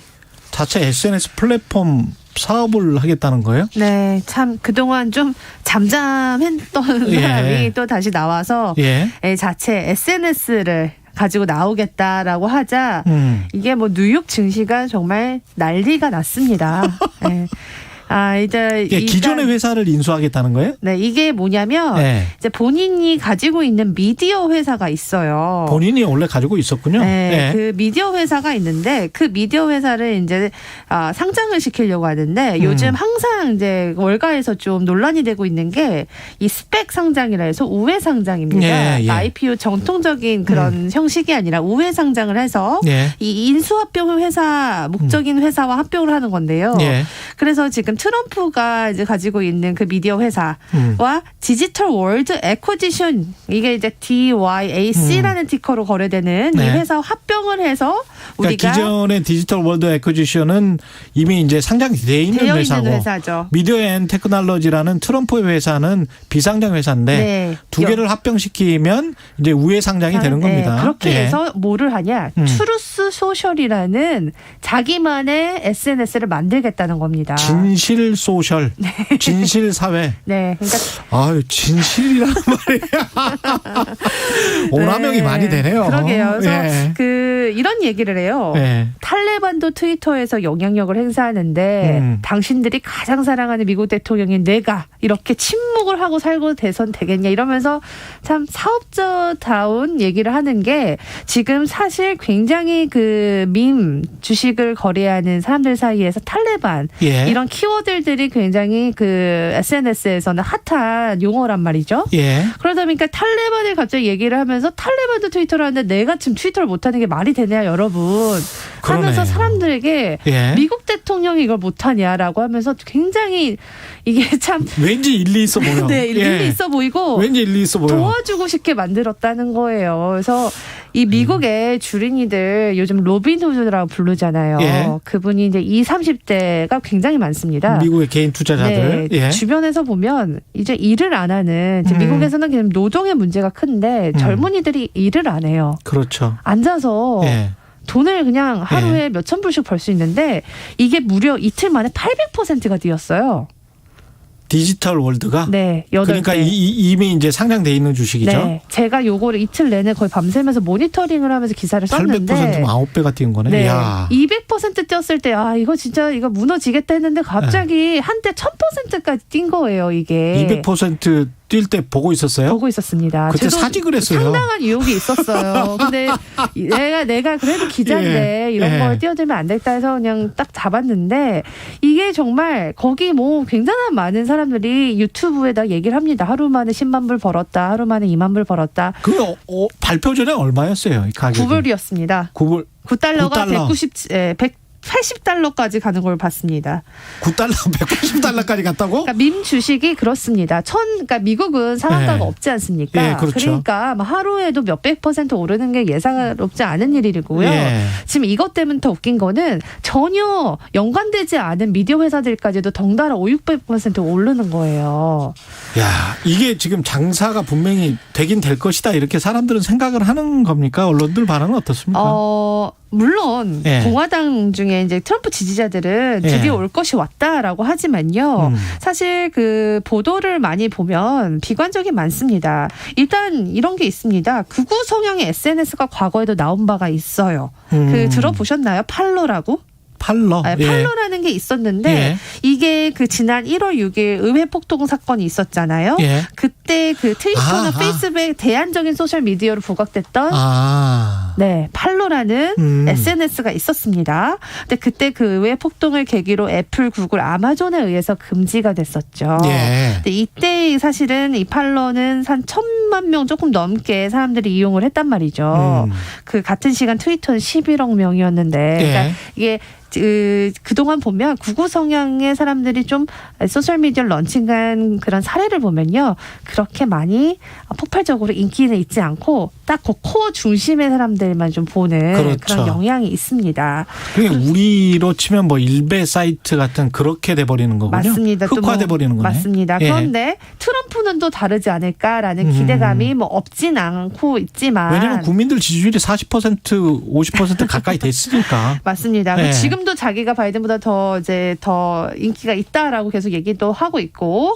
근데 지금 여러 가지 서비스 약관, 이 트루 소셜의 서비스 약관을 보면요. 참 웃겨요. 여기서 뭐라고 나오냐면 이 우리 사이트나 우리를 훼손하거나 더럽히거나 다른 방식으로 핵을 가해서는 안 된다. 해를 가해서는 안 되고 이 트루스 소셜을 조롱하거나 비판을 하면요. 이거는 회사의 회사의 판단에 따라서 계정을 이제 중지할 수도 있다는 그런 식의 이제 문구가 포함이 돼요. 이 페이스북이나 무슨 뭐 트위터나 이런 문구는 없지 않습니까? 맞습니다. 페이스북에서 제가 만약에 페이스북 이건 뭐 언론 자유를 완전히 침해하는 건데. 그렇죠. 그래서 이거 자체가 이게 과연 소셜 미디어냐라고 뉴욕타임스나 워싱턴 포스트가 굉장히 강하게 비난을 하고 있고요.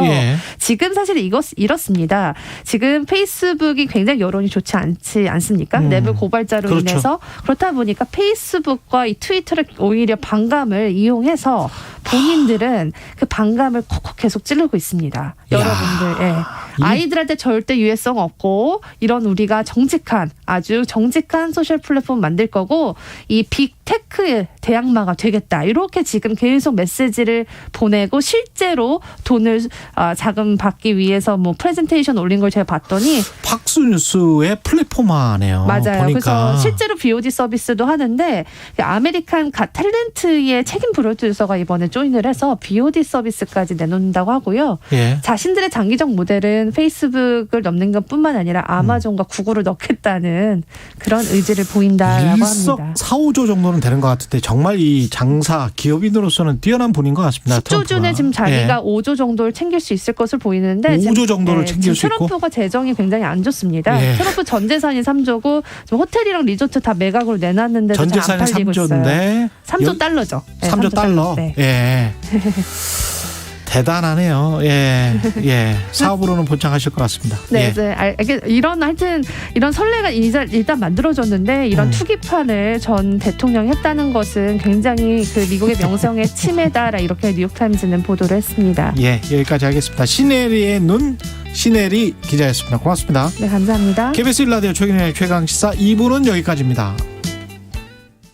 잠시 후 8시 반부터 일부 지역국에서는 해당 지역 방송을 보내드립니다. C'est une chanson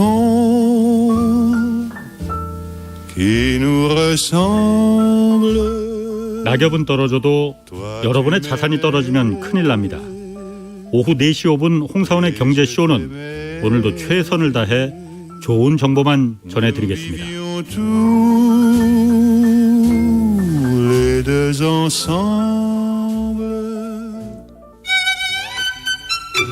깬다. 확 깬다. 주진우 라이브는 시사 프로그램의 한계를 확 깬다. 깨는 시사, 깨어있는 시사. 매일 오후 5시 5분 KBS 1라디오 주진우 라이브. 지금 시각은 8시 30분입니다. KBS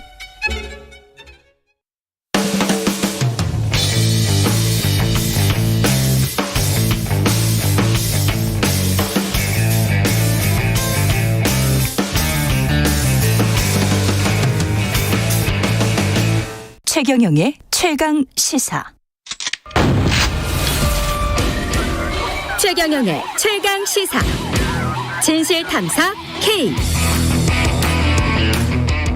네, 뉴스 속 사건의 진실을 깊이 있게 파헤쳐보는 시간입니다. 진실탐사 K. 오늘부터 현근택 변호사 그리고 최단비 변호사 나와 계십니다. 안녕하세요. 안녕하세요. 네, 안녕하세요. 예, 지난주부터 나오셨던 거 아닌가요? 저는 지난주에 나왔고요. 그렇죠. 지난주에는 다른 분이. 나왔습니다. 예, 김병민 네, 대변인. 맞습니다. 그렇죠. 네. 예, 이제 이게 완성체가 됐습니다. 아, 예. 이게 완성체인가요? 예. 근데 뭐 현근택 변호사님은 고정으로 이미 픽스가 됐었는데. 아, 바쁘셔서 못 굉장히 또 히트작을 남기셔가지고. 히트작이에요? 저희 입장에서는 그 MBC 정치 인사가 좀 부러워요. 아. 네, 그렇게 한번 정치인이 나오셔서 크게 뭐랄까요? 큰 어떤 사고를 일으키면 굉장히 좀 유튜브 조회수도 많이 올라가고. 유튜브 하시는구나. 아니, 게다가 이제 그런 것도 있죠. 이게 프로그램 홍보도 되죠. 그래서 방송국 사람들은 뭐 그렇게 나쁠 게 없어요. 그게 근데요. 솔직하게 말씀드리자면. 저는 그 역사가 몇 년 됐어요. 한 3, 4년 됐는데 처음에는 이제 라디오 프로 하던 거를 하던 거를 라디오 끝내고 유튜브만 한 거예요. 그게 유튜브만 없어지기 좀 괜찮은 좀 그러니까 유튜브만 한번 해보자. 유튜브로 갔다가 조금 잘 되니까 다시 또 라디오로 올라온 거예요. 그렇죠. 그러니까 지상파 라디오에서 그런 거죠. 그렇죠. 그래서 이게 사실은 라디오에다가 유튜브로 갔다가 다시 라디오로 올라와서 우리는 항상 이거 공중파 TV로 한번 가보자. 항상 그 생각하면서 3년째 그냥 하고 있어요. 그 유튜브가 뭐 거의 TV죠, 뭐. 예. 방송에서 그때 정확히 어떤 일이 있었는지는 보신 분들은 다 아실 테고, 현근택 변호사님은 당사자 입장에서는 어떻습니까? 그러니까 그 유튜브 상에 제일 하나 빠진 게 아쉬운 장면이 딱 하나 있어요. 예. 제가 나가는 장면. 그게 갑자기 없어지더라고요. 네, 그게 사실은 PD가 이렇게 방송하고 있는데 둘이 막 옥신각신하고 그러니까 진행자가 막 말리다가 안 되니까 이 PD가 들어와가지고 저를 이렇게 데리고 나간 거거든요. 그 장면이 없어요. 그때 이제 카메라는 다른 쪽을 비추고 있었고. 아마 제가 보기에는 그거를 잘랐을 수도 있고 좀 부적절하다고 보고 근데 그것 때문에 제가 피해를 많이 보고 있죠. 박차고 나간 거 아니냐. 박차고 나간 거 아니냐. 오해받고 있어서 왜 그걸 잘라는지 잘 모르겠어요. 왜냐하면 PD가 이렇게 보이잖아요. PD가 들어와서 데리고 나가는 것 자체가 방송 사고일 수 있기 때문에 방송 입장에서는 그럴 수밖에 없을 것 같아요. 그 장면이 있었으면 제가 자리 박차고 나간 게 아닌데 그게 없어가지고 제일 아쉬워요. 박차고 나간 게 아니고 PD가 나가라고 해서 나갔다. 그 상황은 최단비 변호사님 보시고 약간 좀 무서우셨어요? 이게 어떻게 하셨지? 저는 이제 패널 입장에서 봤을 때는 그러니까 뭐 원희룡 후보의 자신의 주장도 이해가고 현근택 대변인님의 주장도 당연히 이제 양쪽 다 이해가는 부분이 있었는데 그냥 저렇게 싸워도 되나? 그래서 약간 저는 이제 소심한 패널이라서 그냥 웃으면서 해야죠 방송. 그러니까 웬만하면 이제 좀 상대방 패널이 저한테 뭐라 해도 약간 이렇게 좀 이렇게 수그러드는 그런 소심한데 그래서 약간 무서웠어요. 저 다음 주부터 현근택 변호사님 해야 되는데 어떻게 해야 되나 잘 부탁드립니다. 현근택 변호사님이 좀 온유하세요. 제가 이렇게 방송 같이 해보면 저 울지도 몰라요. 진짜. 온유하신 분이에요. 일단은 이걸 법률적으로 한번 살펴볼게요. 두 분 다 변호사시기 때문에 그 강윤영 씨는 원희룡 후보의 부인인데 신경정신과 전문의세요. 근데 어떤 유튜브죠. 이것도 어떤 유튜브에 나와서 이재명 후보는 소시오패스 같다. 경향이 강하다. 이렇게 이제 말을 했다는 거죠. 이게 어떤 법률적으로는 어떤 문제가 될 수 있을까요? 이게 뭐 변호사들이니까 이제 법 얘기하는 것 같은데 사실은 뭐 저는 그렇게 법적으로 문제 삼거나 뭐 그렇게 하고 싶지는 않고 지금 이제 경선 과정이다 보니까 예. 이분이 단순히 뭐 그냥 전문의가 아니라 후보의 부인이고 후보의 아내. 예. 그리고 더구나 이제 대구에 가서 유튜브에서 했다니까 그 어떤 목적성이라는 의도성은 분명히 보이잖아요. 뭐에 소구하고 싶었는지는. 근데 이제 법 얘기를 또 뭐 변호사니까 법 얘기는 안 할 수는 없는데. 정치적 행위였다 일단. 그렇죠. 그러니까 예. 두 가지죠. 하나는 이제 형사적인 문제. 그러니까 한마디로 얘기하면 명예훼손이나 아니면 그 허위사실 이런 게 되느냐. 그거 이제 조금 더 센 법이 이제 공직선거법이고 일반 형사법상의 명예훼손이냐 아니면은 뭐 모욕이냐. 예. 한마디로 얘기하면 이게 사실적 진지 아니면 의견 표명인지 이런 부분이라서 그동안의 판례나 이런 거 보면 아마 이게 사실적 신이 아니냐는 뭐 여러 가지 견해들이 있어요. 근데 이제 모욕이다, 정신병이 있다 이런 건 우리나라에서는 특히 그러니까 미국하고 좀 문화가 다르잖아요. 그렇죠. 미국은 이제 정신적인 진단이나 이런 거를 뭐 대중적으로도 많이 얘기하고 가는 게 아무렇지도 않은데. 그렇죠. 상담받고 그런 거는 우리나라는 상담받고 애들이 뭐 상담받거나 이것조차도 기록을 안 남기려고 하고. 소문은 절대 안 나게 하고. 절대 안 나고 하고 굉장히 민감하단 말이죠. 그러니까 이제 모욕된다라는 이제 뭐 판례는 많습니다. 많고 그다음에 그럼 이제 당연히 형사적으로 모욕이 되면 뭐 민사상의 손해배상 책임도 지는 건데 그다음에 이제 의료법적으로도 이제 미국에서도 이런 사례가 있었나 봐요. 아마 오래전에 워터류라고 이분이 이제 대선 후보 나왔는데 어떤 그 정신의학회에서 이제 여론조사를 해가지고 문제가 있다 없다 이걸 공표했는데 그러다 보니까 이거에 대해서 이제 손해배상 아마 그 당시 7만 5천 불 정도 물어준 것 같은데 그러면서 이제 두 가지 룰을 세운 것 같아요. 하나는 직접 진단을 해야 된다. 그다음에 두 번째는 개인이 동의해야 된다, 환자가. 그래야만이 이걸 공포할 수 있다. 이제 그런 룰을 세운 것 같아요. 그러니까 그런 미국이 아무래도 이쪽으로는 저희보다 앞서가잖아요. 그러다 보니까 이제 우리나라에서 그대로 적용되는 걸 보면 저는 뭐 의료 윤리적으로도 문제가 될 수 있다라고 보고 있습니다. 직접 진단을 해야 되고 개인이 동의를 해야 된다와 이거는 공직 후보자에 대한 뭐 알 권리 차원에서 그런 주장을 할 수 있는 것 아니냐. 뭐 이 주장이 맞서고 있는 거예요, 지금. 네. 예. 근데 이제 그 현근택 변호사님이 앞서서 말씀해 주신 거는 이제 현재 우리나라에 있는 법이고 뒤에 이제 의료와 관련된 거는 이제 신현영 의원도 주장하고 있는 의료윤리 위반이다. 이 부분은 이제 우리나라에서 의료윤리 위반에 사실은 직접적인 조항은 저는 찾기가 좀 어려웠어요. 그러니까 저건 미국에서의 룰 말씀하시는 거고 이제 그게 의료인으로서 바람직한 윤리다 뭐 그런 주장은 가능한데 이제 현행 우리나라 예를 들면 의료법이라든지 이런 데 위반인지 여부는 저는 조금 의문이 있습니다. 아직까지는 뭐 어떻게 더 나아가야 되는지에 대해서는 뭐 그건 좀 알아봐야 될 것 같고 그리고 제가 이제 그 유튜브를 봤더니 이제 가장 이제 첨예하게 대립하셨던 부분이 이제 법상으로만 보면 이제 공선법상 후보자 비방이냐 아니냐 이제 이 부분이었던 것 같아요. 그러니까 현근택 변호사님이 비방이 된다 이렇게 말씀을 하셨고 이제 원희룡 후보는 아니다 이렇게 얘기를 하셨는데 제 개인적인 판단으로는 공직선거법상 후보자 비방은 주체가 없습니다. 그러니까 누구든지 할 수 있어요. 그래서 저는 그 부분은 현근택 변호사님의 해석이 이제 맞는데 이제 문제는 이게 허위 사실이냐 부분은 이제 원희룡 후보는 더 강하게 얘기를 했거든요. 그렇죠. 그러니까 이게 허위 사실인지 예를 들면 명예훼손이냐 아니면 이게 공직선거법상 허위 사실 유포로 가려면 이게 허위 사실이어야 되기 때문에 이게 허위 사실인지 아닌지 그러면 또 밝혀보자 또 이렇게 또 강하게 주장을 했던 부분이라 이제 만약에 명예훼손이냐 아니냐 또 명예훼손은 왜 사실적시한 명예훼손과 허위사실의 명예훼손이 있잖아요. 형량이 다르고 또 공선법상 허위사실 공표까지 되려면 또 허위사실이어야 되거든요. 그래서 이 부분은 이제 아직은 불분명한 거고 왜냐하면 이제 뭐 예를 들면 법의 판단을 받아본 게 아니니까 그리고 또 만약에 이제 그 공직선거법상 후보자 비방이 되려도 원희룡 후보는 지금 주장하는 게 대통령의 건강은 굉장히 중요한 거다 이렇게 주장을 하고 있는 이유가 뭐냐면 진실한 사실을 얘기했을 때 공공의 목적에 부합하는 것이면 또 처벌을 안 받아요. 그래서 그런 것 때문에 또 그 부분을 강하게 부각시키고 있는 것 같습니다.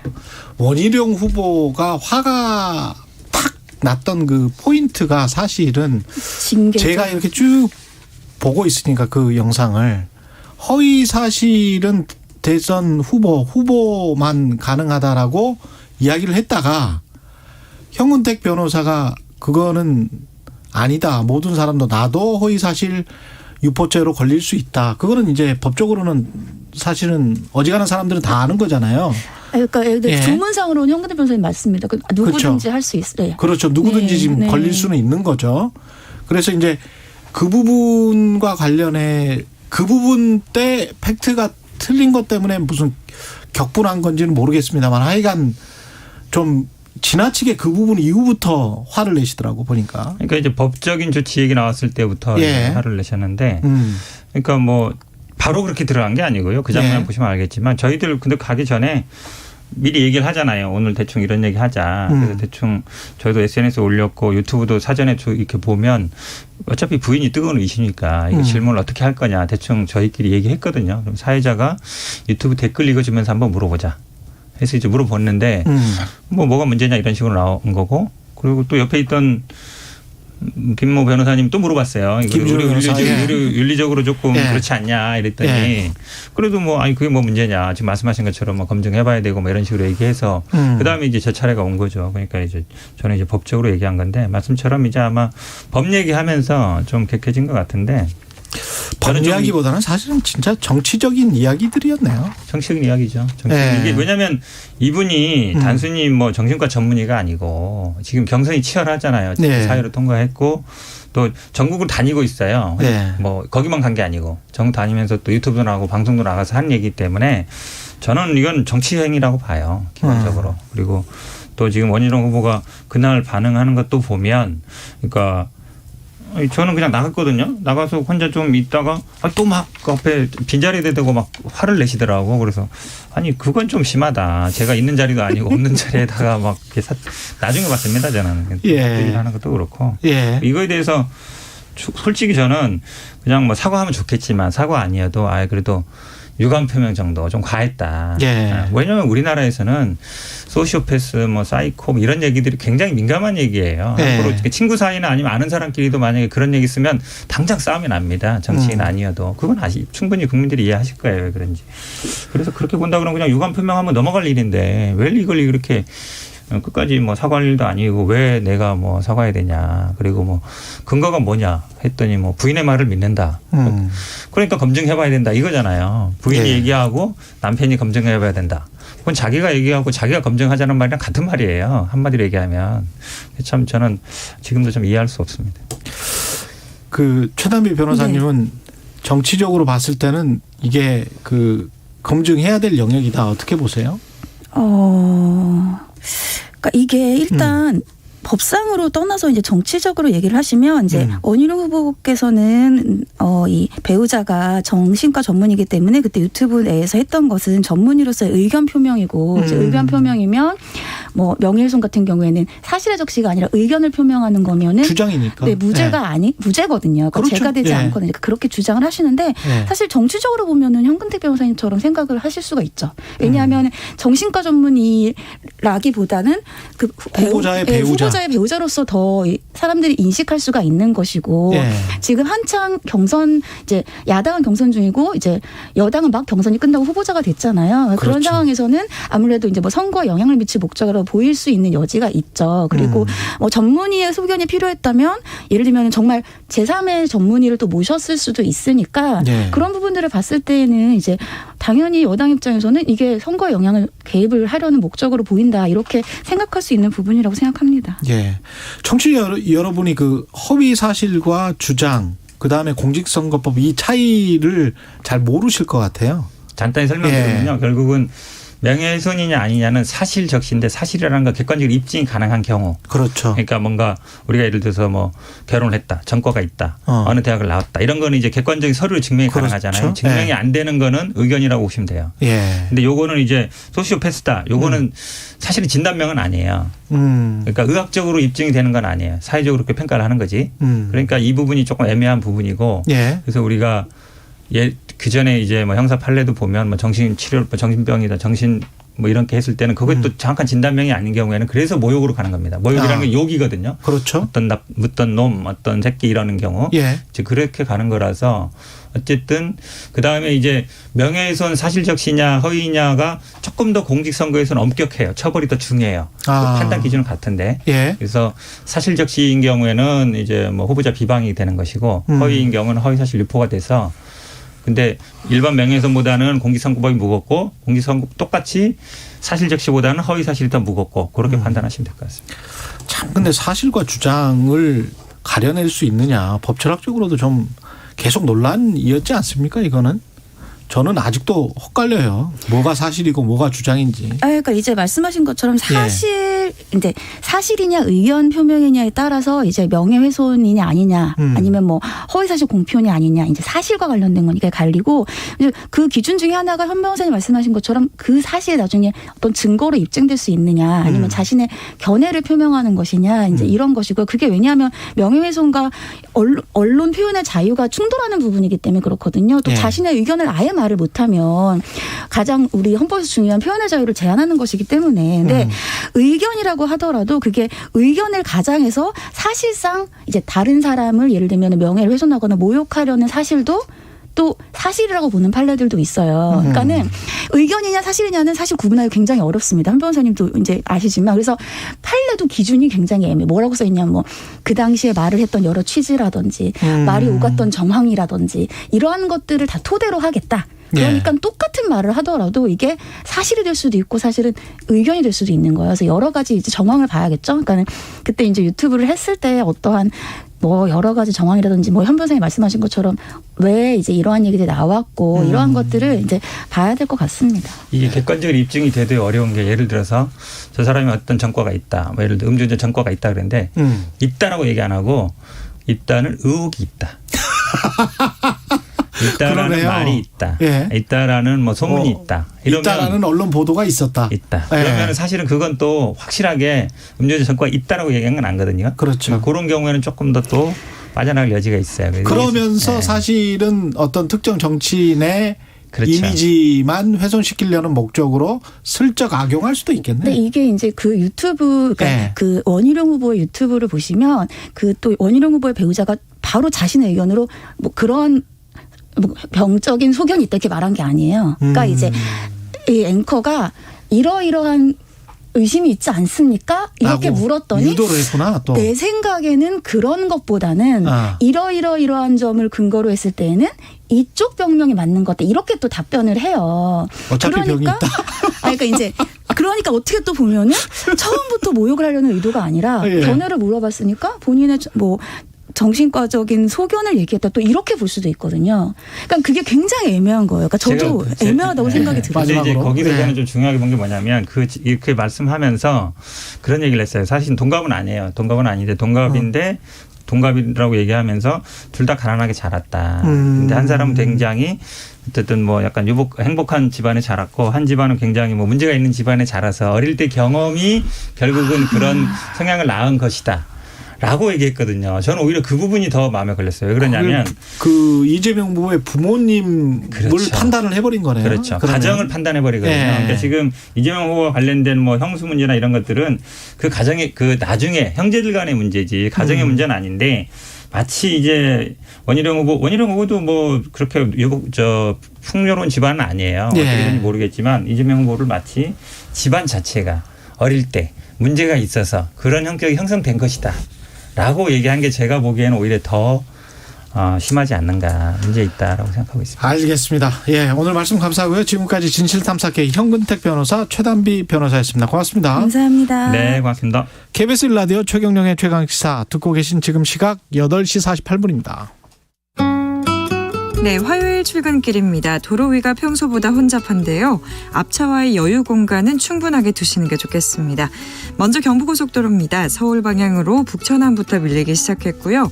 기흥 부근에서 수원까지와 달래내 부근에서 반포까지 정체 이어져 있습니다. 반대 부산 쪽으로는 한남에서 서초까지와 신갈분기점에서 수원까지 밀리고요. 동탄분기점 부근에서 남사까지는 7km 구간 천천히 갑니다. 한편 안성분기점 부근 5차로에서는 승용차 고장난 차가 서 있습니다. 아직 처리 작업이 진행 중이라서요. 밀리고 있고요. 서해안고속도로 서울 쪽으로는 일직분기점에서 금천까지 천천히 갑니다. 반대 목포 쪽입니다. 팔곡터널에서 용담터널까지와 매송휴게소에서 비봉 부근까지 밀리고 있습니다. 안전한 출근길 되시기 바랍니다. KBS 교통정보센터에서 정현정이었습니다. 여러분은 지금 KBS 1라디오 최경영의 최강시사와 함께하고 계십니다.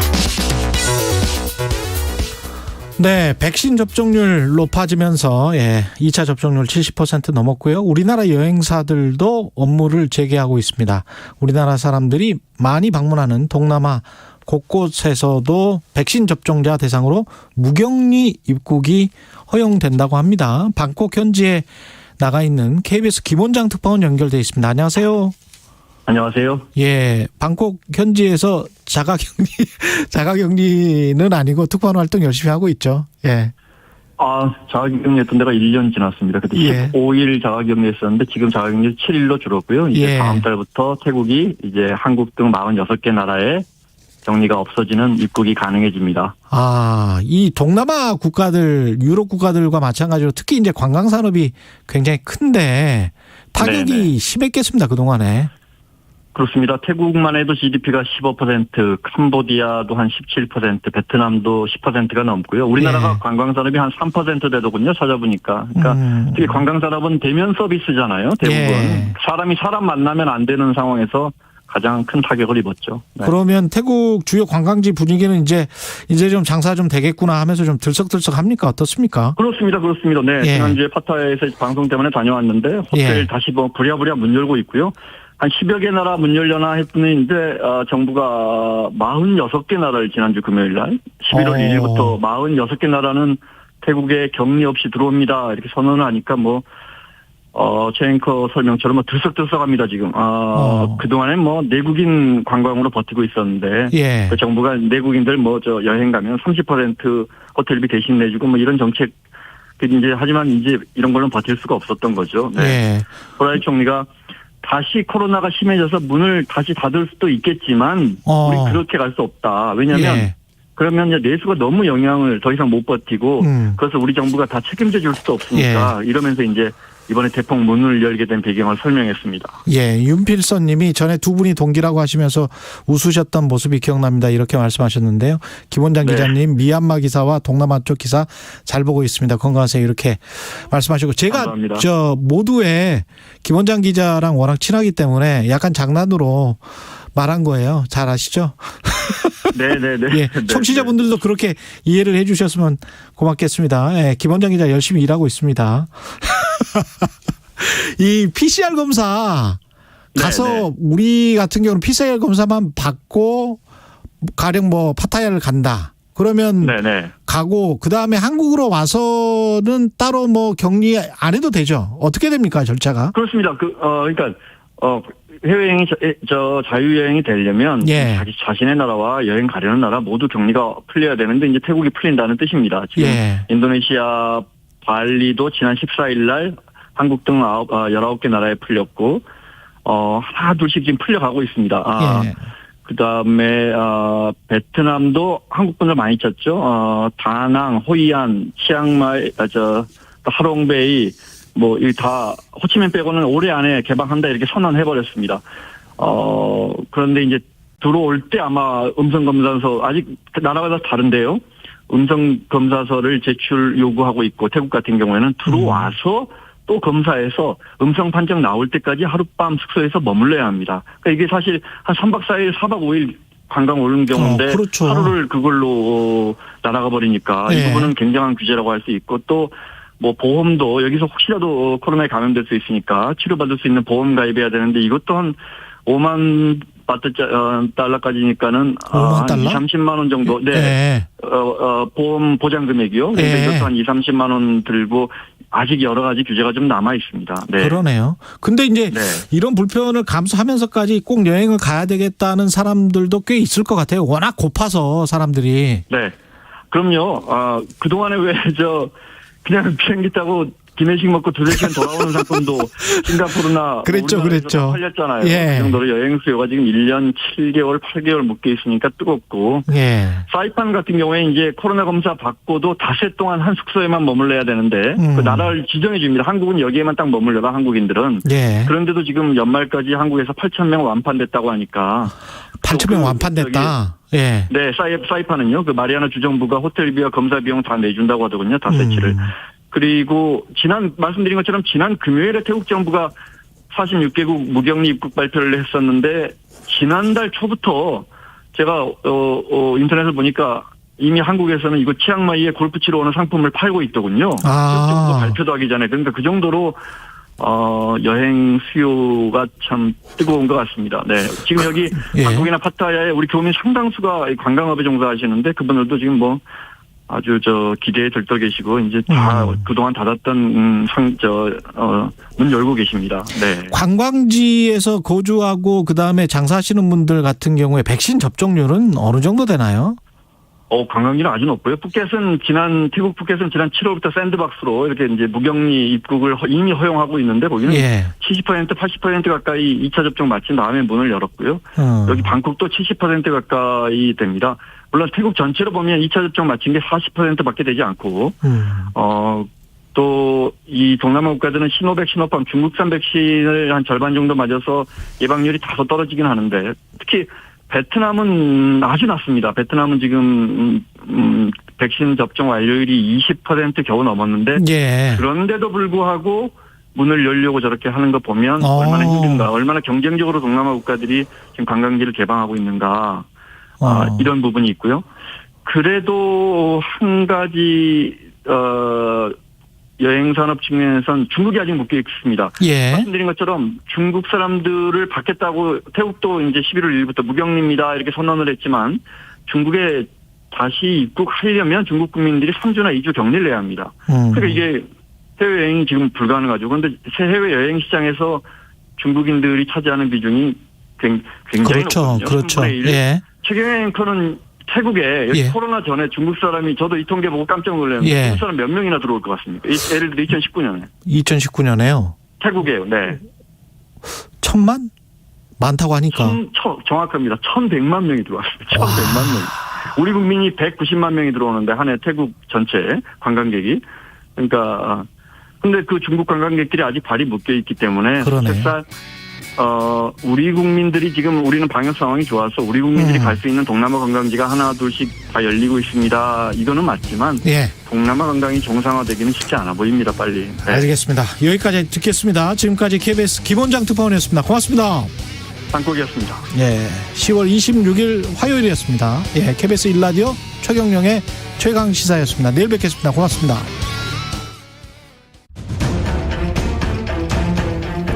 현재 수도권에서는 4단계, 비수도권에서는 3단계의 사회적 거리 두기가 적용되고 있습니다.